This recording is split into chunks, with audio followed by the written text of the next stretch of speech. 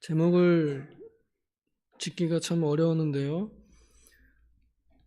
하나님 크신 사랑의 시작과 끝, 이렇게 지어 보았습니다.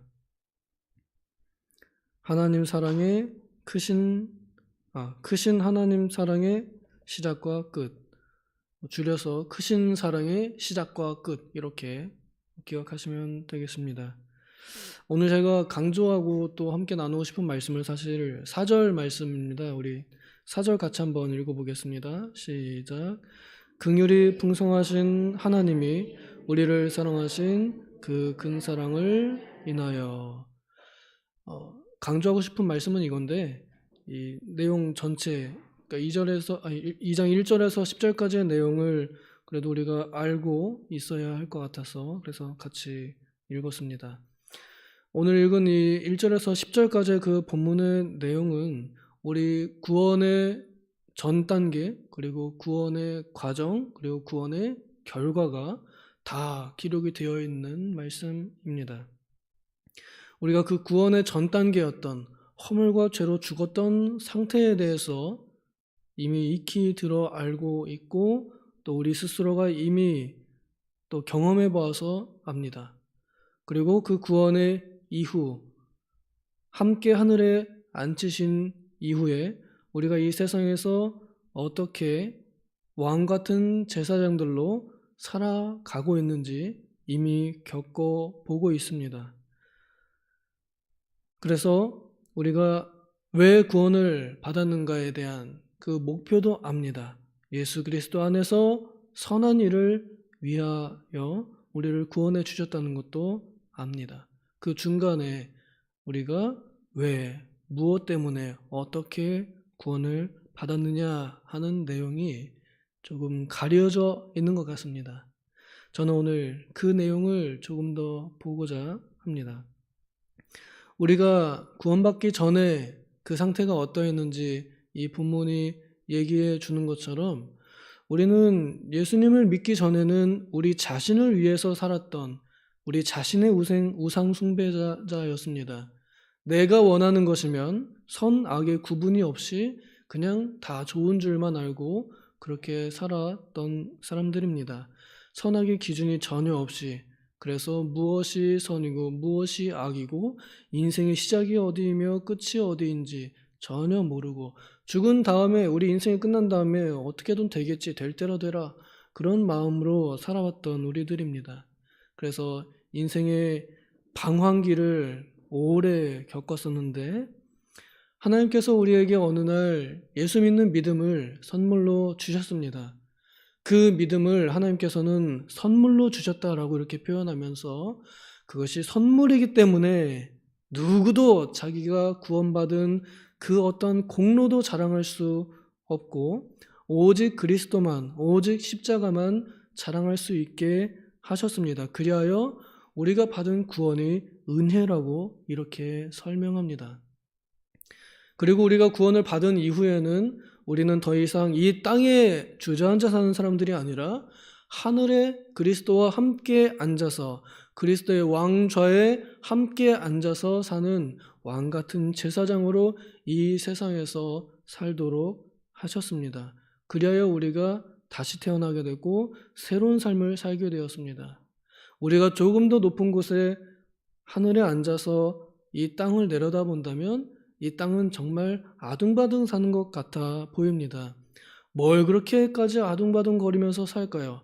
많은 재산을 얻기 위해서, 높은 권력을 얻기 위해서 줄타기를 하고 여러 가지 사업을 하고, 그런데 결국 그렇게 부자가 되고 권력자가 돼서 뭘 하려고?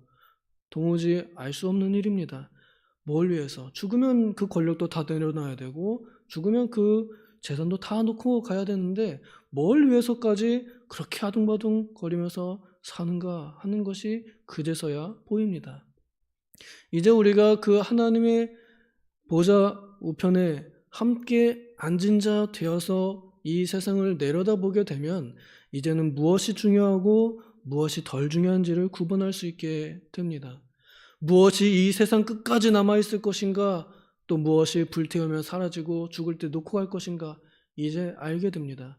그래야 이제는 우리가 어떻게 살아야 할 것인가에 대한 그 방향도 알게 되고 그 길도 보이게 됩니다. 이젠 하늘에 앉아서 그 하늘의 길이 보이게 됩니다.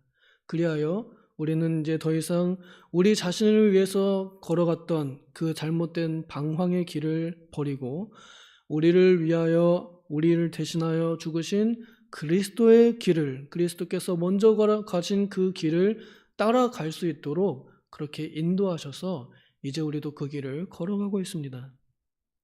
이제 그 길의 종착역은 바로 그리스도 예수의 선한 일을 하는 것입니다.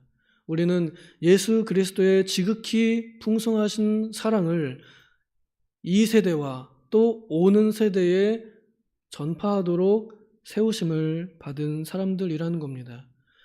하나님 사랑의 시작은 긍휼이었습니다. 그리고 그 사랑의 끝은 우리들의 선행입니다. 그리고 그 선행의 모양은 바로 긍휼입니다. 하나님께서 우리를 이러한 구원으로 주시는 데에는 우리의 어떤 공로도, 우리의 어떤 노력도 보지 않으시고 그저 원래 하나님께서 긍휼하신 그 긍휼하심에 근거한 사랑을 통하여 우리를 구원으로 인도하셨기 때문에 또한 그 구원의 종착역도 긍휼입니다. 그리하여 저는 우리 교회가 하나님의 그 긍휼하신 사랑을 맛보았기 때문에 우리도 그 긍휼하신 사랑을 오는 세대 그리고 지금 세대에게 전하는 일, 이것이 그리스도 예수 안에서의 선한 일이라고 그렇게 깨닫고 제시하고 있습니다.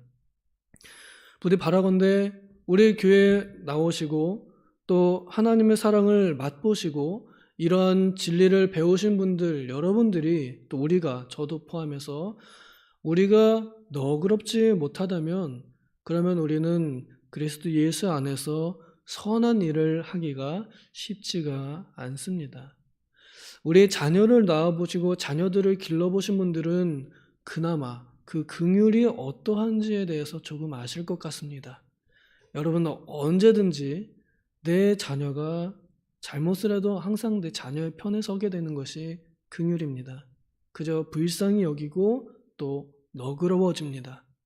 우리 자녀들에게 긍휼히 여기는, 우리 자녀들에게 너그러워하는 것처럼, 우리 자녀들을 너그러이 대하는 것처럼 죄인들을 너그러이 대한다면, 그래서 아직 구원받지 못한 죄인들을 너그러이 대할 수 있다면 그러면 우리는 그리스도의 은혜를, 지극히 큰 사랑의 풍성함을 전달할 수 있게 될 것입니다. 시간이 많지 않아서 많은 얘기는 못하지만 저는 한 가지 우리 교회가 가지는 긍휼에 대해서 좀 고찰해 본 것이 있는데 우리 교회 이 앞에 있는 주차장입니다. 저녁에 어디서든지 참 많은 사람들이 왔다 갑니다. 이 교회의 마당을 밟습니다. 자기들의 그 다리와 같은 차를 여기다가 이제 두고서 밥을 먹으러 가거나 술을 마시러 갑니다. 보통 밥을 먹는 분들은 그냥 이제 집에 가니까 상관없는데 혹시라도 이제 술을 마시게 되면은 정신이 없어서 차를 놓고 가시는 분들이 계셔요. 그러면 새벽에 오면은 우리가 참 난감하기도 합니다.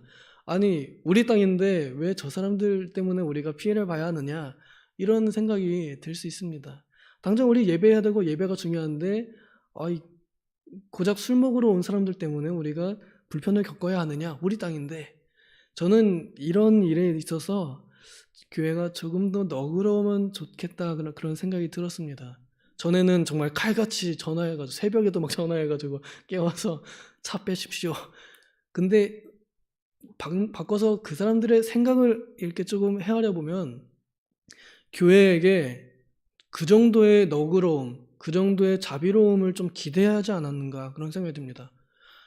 오죽하면 될 데가 없어서 교회다 됐겠어요. 아마도 안 믿는 사람이겠죠? 혹시 믿는 사람들도 될 수 있습니다. 교회니까 돼도 돼.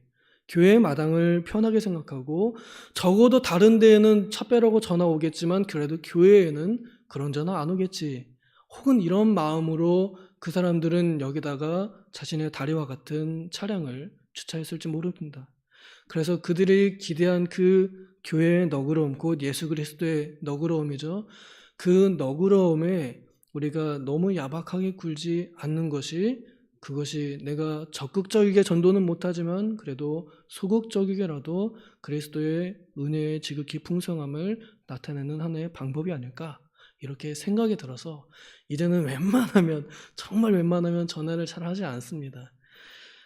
이건 그냥 하나의 작은 예시이고, 우리가 이 세상 속에서 여러분들의 각자 대면한 그 상황 속에서 그리스도의 너그러움을 맛본 만큼, 또한 자녀에게 너그럽게 대하는 것처럼 다른 이들에게도, 또 죄인들에게도, 또 불신자들이죠. 그리고 또 우리 자신들에게도, 또 우리 교회 식구들에게도 그러한 너그러움을 잘 나타낼 때 하나님의 크신 사랑의 시작과 끝을 알리는 그러한 진정한 그리스도인이 되리라 믿습니다. 부디 우리 교회가 하나님의 크신 사랑을 받았으니 또한 크신 긍휼을 맺는 그러한 교회가 되기를 소망합니다. 기도하겠습니다. 하나님 아버지, 우리가 얼마나 긍휼하지 못하고 또 얼마나 조바심 내며 얼마나 야박했는지 모르겠습니다. 주님, 불쌍히 여겨주셔서 우리의 구원의 시작이 하나님의 긍휼에서 왔음을 생각하여 우리의 말과 행동에서 또한 그 긍휼의 열매가 맺어지게 하여 주시옵소서. 그리하여 그리스도의 너그러움이 우리의 선행을 통하여, 우리의 선한 말들을 통하여 나타나게 하여 주시옵소서. 하여 오는 세대에 걸쳐 그리스도의 은혜의 지극히 풍성함이 어떠한지 전하고 알리는 우리 도봉 장로교회 되게 하여 주시옵소서. 감사드리며 예수님의 이름으로 기도하였사옵나이다. 아멘.